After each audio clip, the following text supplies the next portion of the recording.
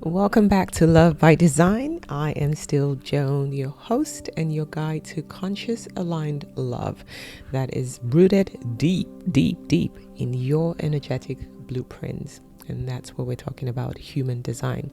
So if you're new here, well, I'm so glad that you found this sacred space.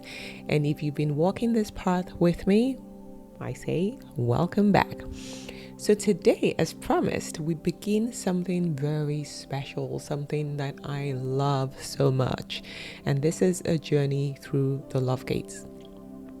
These aren't just some abstract concepts. No, they are living, breathing codes of how you are designed to love. So think about this way. They govern how you express affection. They govern what makes you feel secure in love. They govern what you need to feel safe, being fully seen. That's a big one. And they also tell you how you attract or repel certain kinds of relationships. So in total, there are 11 love gates, and we will explore each of them in pairs, one transcendent and one mundane, because every gate has a frequency spectrum, and in love, that spectrum really matters. So today we're going to begin with gate number 10, one of the most foundational gates. This is such a unique gate because it's a gate that is both in the transcendent and the mundane. So rather than 11 gates in total, they're actually 10 because gate 10 appears twice. So let's dive into gate 10. This is the gate of self-love. So this is the gate of behavior, but more deeply, it's this gate about loving the self. It lives in your G center, which is your identity center, and it's all about how you carry yourself in the world. So not everybody has the gate 10 activated, but because we live in the world and we're constantly interacting with other people, you will get a feel of love gate 10. So at its highest expression, gate 10 is magnetic. It's the frequency of someone who is so anchored in their truth, so embodied in who they are, that they attract love without effort. They don't perform, they don't chase, they just radiate and emanate this love. But as with everything, this spectrum, this duality, there's the high frequency and the low frequency, and we call that the shadow expression. So in its shadow, gate 10 becomes distorted into self-judgment or self-negation, this whole self-hatred, right? You start performing who you think you should be, who you think the version of you that needs to be loved. And so you're constantly seeking external approval, you're seeking external validation and external proof that you are worthy of love. So that's the shadow of gate 10. And as we go through this gate, I want you to, if you haven't pulled your chart, go ahead and pull your chart. I'll put the link in the bio. But I want you to start to look at your past relationships, people around you. Can you see the gate 10 in them? These are people who love themselves when they're in the gift expression. They believe that love starts with them before they can give it to someone else. It's so beautiful. They're here to show the rest of us that we need self-love. So let's go into the transcendent version of gate 10. So in its transcendent form, which is love through others, not love with others, it is I am love. I am lovable. I don't need to earn love because I am love. This energy doesn't try, doesn't struggle, it doesn't play games to be magnetic. It just is. It trusts that authenticity is attraction. Simple. So the more you show up in your truth, the more aligned love finds you. So anybody who has this gate fully activated and is in their highest frequency will just walk into a room and people will just feel them.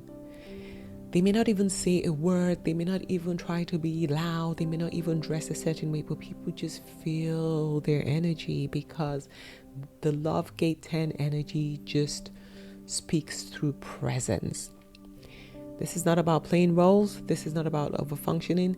This is not about adapting to please anyone. This is just about being love.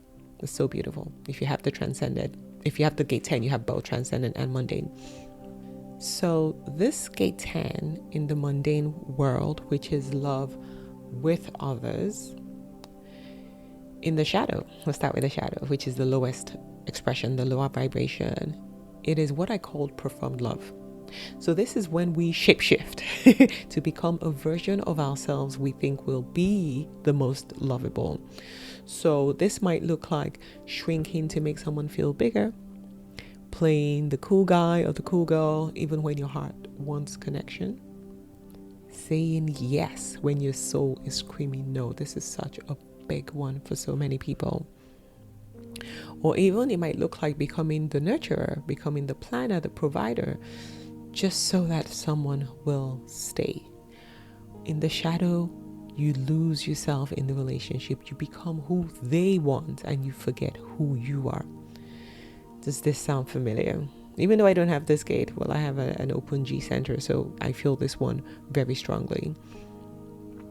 I spent a lot of time, a lot of years, wasted years, I might say, performing, achieving, overgiving, just trying to get someone to stay, because somewhere deep down inside of me, I thought love had to be earned.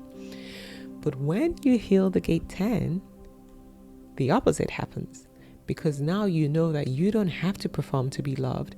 You simply have to be yourself. So, whether this gate is defined in your chart, we all influence it, like I said. But if you have the gate 10, especially with the line 1, 3, or 6, and I'm going to talk about lines in a future episode, this is the core theme of your love life. So some of the questions I want you to reflect on. Where in love do I shrink, perform, or betray myself to be accepted? Where have I confused approval with love? What would it feel like to simply show up as I am and trust that it is enough? One of my biggest lessons, I tell you. So here's something I want you to practice as we go through the love gates. I want you to set daily affirmations for yourself. I want you to start to embody the movement that honors your truth. I want you to keep saying to yourself, I am love. I don't have to try because I already am. So gate 10, which is one of the foundational gates, like I said, is so important, because without self-love, every connection becomes a performance. So as we begin the series of the love gates, I want this to be your anchor. The way back to aligned love always begins with coming back home to yourself. Next week, we're going to be exploring another gate that shapes your attraction patterns, and I think I'm going to go with gate 44. So it's one that explains why you keep being drawn to the same person but just in a different body. It's going to be interesting. So until then, I want you to remember that you are not here to chase love. You are here to become love, and when you do, love finds you.